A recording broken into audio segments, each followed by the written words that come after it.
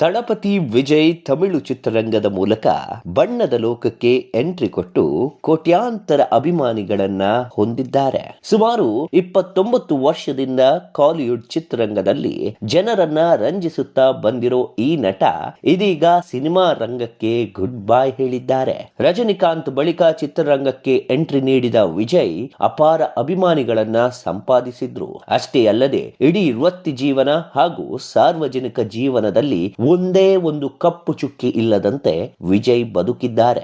ಸಮಾಜ ಸೇವೆ ಮಾಡಬೇಕು ಎನ್ನುವಂತಹ ಮನೋಭಾವನೆ ಇಂದು ಅವರನ್ನ ಒಂದೊಳ್ಳೆ ನಾಯಕನಾಗಿ ರೂಪಿಸುವಂತೆ ಮಾಡಿದೆ. ಇತ್ತೀಚೆಗೆ ತಮ್ಮ ಪಕ್ಷದ ಹೆಸರನ್ನ ಅನಾವರಣಗೊಳಿಸಲು ಒಂದು ಸಮಾರಂಭವನ್ನ ವಿಜಯ್ ಹಮ್ಮಿಕೊಂಡಿದ್ರು. ಆ ಸಂದರ್ಭದಲ್ಲಿ ಲಕ್ಷಗಟ್ಟಲೆ ಜನ ಈ ಸಮಾವೇಶದಲ್ಲಿ ಭಾಗಿಯಾಗಿದ್ರು. ಅವರೆಲ್ಲ ದಳಪತಿ ವಿಜಯ್ ಪಕ್ಷಕ್ಕೆ ಮತ ಹಾಕಿದ್ರೆ ದಳಪತಿ ವಿಜಯ್ ಪಕ್ಷ ತಮಿಳುನಾಡಿನಲ್ಲಿ ಅಧಿಕಾರಕ್ಕೆ ಬರೋದು ಪಕ್ಕಾ ಎನ್ನಲಾಗಿದೆ. ದಳಪತಿ ವಿಜಯ್ ರಾಜಕೀಯಕ್ಕೆ ಬರಬೇಕು ಎನ್ನುವ ಪ್ಲಾನ್ ಇಂದು ನಿನ್ನೆಯದಲ್ಲ.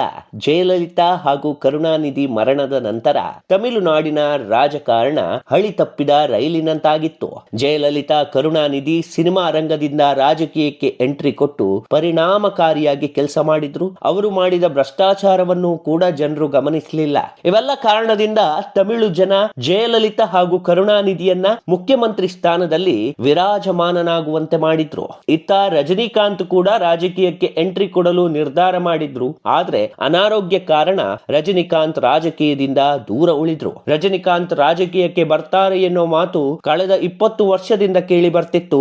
ದೇವರು ಮನಸ್ಸು ಮಾಡಿದಾಗ ರಾಜಕೀಯಕ್ಕೆ ಬರ್ತೇನೆ ಅಂತ ರಜನಿ ಕೂಡ ಹೇಳಿದ್ರು. ಕೊನೆಗೆ ರಾಜಕೀಯಕ್ಕೆ ಬರಲು ಸಿದ್ಧರಾಗಿ ಪಕ್ಷವನ್ನು ಕೂಡ ಕಟ್ಟಿದ್ರು. ಆದ್ರೆ ಕೊನೆಯಲ್ಲಿ ಅನಾರೋಗ್ಯ ಸಮಸ್ಯೆ ಕಾಡಿದ್ದ ಪರಿಣಾಮ ವೈದ್ಯರ ಸಲಹೆ ಮೇರೆಗೆ ಮತ್ತೆ ಬಣ್ಣದ ಲೋಕಕ್ಕೆ ಮರಳಿದ್ರು. ಹಾಗಾದ್ರೆ ತಮಿಳು ರಾಜಕಾರಣಕ್ಕೆ ಹೊಸ ಮುಖ ಬರಲ್ವಾ ಎನ್ನುವಂತ ಗೊಂದಲದಲ್ಲಿ ಜನರು ಇದ್ದ ಸಂದರ್ಭದಲ್ಲಿ ತಲಪತಿ ವಿಜಯ್ ತಮ್ಮ ರಾಜಕೀಯ ಜರ್ನಿಯನ್ನ ಪ್ರಾರಂಭಿಸಿದ್ರು. ನಮ್ಮ ಚಾನೆಲ್ ಅನ್ನ ಸಬ್ಸ್ಕ್ರೈಬ್ ಆಗದಿದ್ದಲ್ಲಿ ಸಬ್ಸ್ಕ್ರೈಬ್ ಆಗಿ ಹಾಗೆ ಬೆಲ್ ಐಕನ್ ಕ್ಲಿಕ್ ಮಾಡೋ ಮೂಲಕ ನೋಟಿಫಿಕೇಶನ್ ಅನ್ನ ಪಡೆಯಿರಿ. ಕಳೆದ 3 ವರ್ಷದಿಂದ ಸಾರ್ವಜನಿಕರ ಜೊತೆ ಹೆಚ್ಚಾಗಿ ಕಾಣಿಸಿಕೊಳ್ತಿದ್ದ ವಿಜಯ್ ಕೂಲಿ ಕಾರ್ಮಿಕರು, ಮಧ್ಯಮ ವರ್ಗ, ಸ್ತ್ರೀಯರು, ವಿದ್ಯಾರ್ಥಿಗಳ ಜೊತೆ ಅವರ ಕಷ್ಟಗಳಿಗೆ ಸ್ಪಂದಿಸುವ ಕೆಲಸವನ್ನ ವಿಜಯ್ ಮಾಡ್ತಿದ್ರು. ಹಾಗೆ ಒಂದೊಂದು ವರ್ಗದವರ ಕಷ್ಟವನ್ನ ಅರ್ಥೈಸಿಕೊಳ್ಳುವ ಸಲುವಾಗಿ ಒಂದೊಂದು ಗುಂಪನ್ನ ನೇಮಿಸಿದ್ರು. ಜನರ ಸಂಪರ್ಕಕ್ಕೆ ಹೆಚ್ಚು ಕಾಳಜಿ ತೋರಿಸುವ ಕೆಲಸ ಮಾಡಿದ್ರು. ಪ್ರತಿಭಾನ್ವಿತ ವಿದ್ಯಾರ್ಥಿಗಳಿಗೆ ಬಹುಮಾನ ನೀಡೋ ಕೆಲಸವನ್ನು ಕೂಡ ವಿಜಯ್ ಇತ್ತೀಚೆಗೆ ಮಾಡಿದ್ರು. ಇದೆಲ್ಲ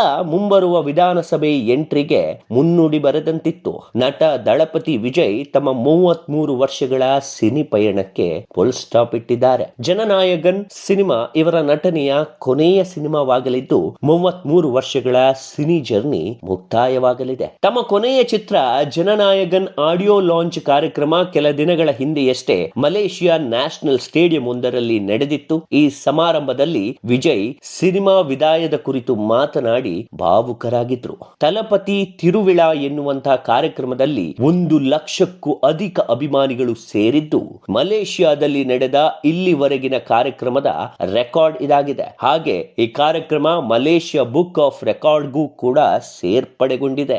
ದಾಖಲೆಯ ಬೆನ್ನಲ್ಲೇ ಒಂದು ಅನಾಹುತ ಕೂಡ ನಡೆದಿತ್ತು. ಕಾರ್ಯಕ್ರಮ ಮುಗಿಸಿ ಚೆನ್ನೈಗೆ ಹಿಂತಿರುಗುವ ಸಂದರ್ಭದಲ್ಲಿ ಅವರ ಅಭಿಮಾನಿಗಳ ನಡುವೆ ನೂಕುನುಗ್ಗಲಾದ ಕಾರಣ ವಿಜಯ್ ಅವರನ್ನ ಸ್ವಾಗತಿಸಲು ಅಪಾರ ಸಂಖ್ಯೆಯಲ್ಲಿ ಅಭಿಮಾನಿಗಳು ಚೆನ್ನೈ ವಿಮಾನ ನಿಲ್ದಾಣಕ್ಕೆ ಆಗಮಿಸಿದ್ರು.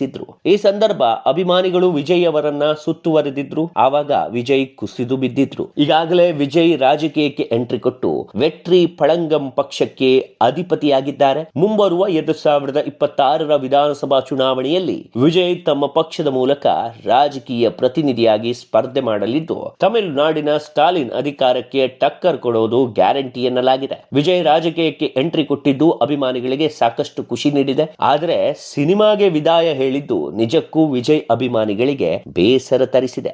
ಎರಡೂ ದೋಣಿಯಲ್ಲಿ ಕಾಲಿಡಬಾರದು ಅನ್ನುವಂತ ಆಲೋಚನೆ ವಿಜಯ್ ಅವರದ್ದು. ಹಾಗೆ ಈ ಆಲೋಚನೆ ಕೂಡ ಸರಿಯಾಗಿದೆ. ಈ ಹಿಂದೆ ತಮಿಳುನಾಡು ರಾಜಕೀಯದಲ್ಲಿ ಚಿತ್ರರಂಗದಿಂದ ಬಂದವರ ಪೈಕಿ ಸಾಕಷ್ಟು ಮಂದಿ ತಮಿಳುನಾಡು ರಾಜಕಾರಣದಲ್ಲಿ ಅತ್ಯುತ್ತಮ ರಾಜಕಾರಣಿಯಾಗಿ ದಶಕಗಳ ಕಾಲ ಜನರ ಸೇವೆ ಮಾಡಿದ್ರು. ತಮಿಳು ಜನರು ಭಾವನಾತ್ಮಕವಾಗಿ ವಿಷಯವನ್ನ ಗ್ರಹಿಸುವ ಕಾರಣ ಸಿನಿಮಾ ರಂಗದವರಿಗೆ ತಮಿಳುನಾಡು ರಾಜಕೀಯಕ್ಕೆ ಎಂಟ್ರಿ ನೀಡೋದು ಸುಲಭವಾಗುತ್ತೆ. ಇನ್ನು ಪ್ರಸ್ತುತ ತಮಿಳುನಾಡು ರಾಜಕಾರಣದಲ್ಲಿ ಜಯಲಲಿತಾ ನಂತರ ಯಾವುದೇ ಸದೃಢ ರಾಜಕಾರಣಿ ತಮಿಳುನಾಡಿನಲ್ಲಿ ಕಂಡು ಬಂದಿಲ್ಲ. ಸ್ಟಾಲಿನ್ ಸಿಎಂ ಆದ ಬಳಿಕ ಅವರು ಆಡಿದ್ದೇ ಆಟ ಅನ್ನೋ ರೀತಿಯಲ್ಲಿ ಆಡಳಿತ ನಡೆಸ್ತಾ ಇದ್ದಾರೆ. ತಮಿಳು ಜನರು ಈ ಕಾರಣಕ್ಕಾಗಿ ರೋಸಿ ಹೋಗಿದ್ದಾರೆ. ಇತ್ತ ವಿಜಯ್ ರಾಜಕೀಯ ಎಂಟ್ರಿ ತಮಿಳರಿಗೆ ಮರುಭೂಮಿಯಲ್ಲಿ ನೀರು ಸಿಕ್ಕಷ್ಟು ಖುಷಿಯಾಗಿದೆ. ಮುಂಬರುವ ಚುನಾವಣೆಯಲ್ಲಿ ಜನ ಸ್ಟಾಲಿನ್ ಪಕ್ಷಕ್ಕೆ ಸರಿಯಾದ ಪಾಠ ಕಲಿಸ್ತಾರೆ ಎನ್ನುವ ಲೆಕ್ಕಾಚಾರ ಈಗಾಗಲೇ ರಾಜಕೀಯ ಅಂಗಳದಲ್ಲಿ ಪ್ರಾರಂಭವಾಗಿದೆ. ವಿಜಯ್ ಜನರೊಂದಿಗೆ ಇದ್ದು ಅವರ ಕಷ್ಟವನ್ನ ಆಲಿಸುವ ರೀತಿ ನಿಜಕ್ಕೂ ಪ್ರೇರಣಾದಾಯಕವಾಗಿದೆ. ವಿಜಯ್ ತಮಿಳುನಾಡು ರಾಜಕಾರಣದಲ್ಲಿ ಸಕ್ರಿಯವಾಗಿ ಪಾಲ್ಗೊಳ್ಳಲು ಮುಂದಾಗಿದ್ದಾರೆ. ಯುವ ನಾಯಕರಿಗೂ ಕೂಡ ವಿಜಯ್ ಪಕ್ಷದಲ್ಲಿ ಮುನ್ನಡೆಯಲು ಅವಕಾಶ ಸಿಗೋ ನಿರೀಕ್ಷೆ ಕೂಡ ಇದೆ. ಫುಲ್ ಟೈಮ್ ರಾಜಕಾರಣಿಯಾಗಿ ಮುಂದುವರಿಯಲು ವಿಜಯ್ ತೀರ್ಮಾನಿಸಿದ್ದು, ಮುಂಬರುವ ದಿನಗಳಲ್ಲಿ ವಿಜಯ್ ತಮಿಳು ಜನರ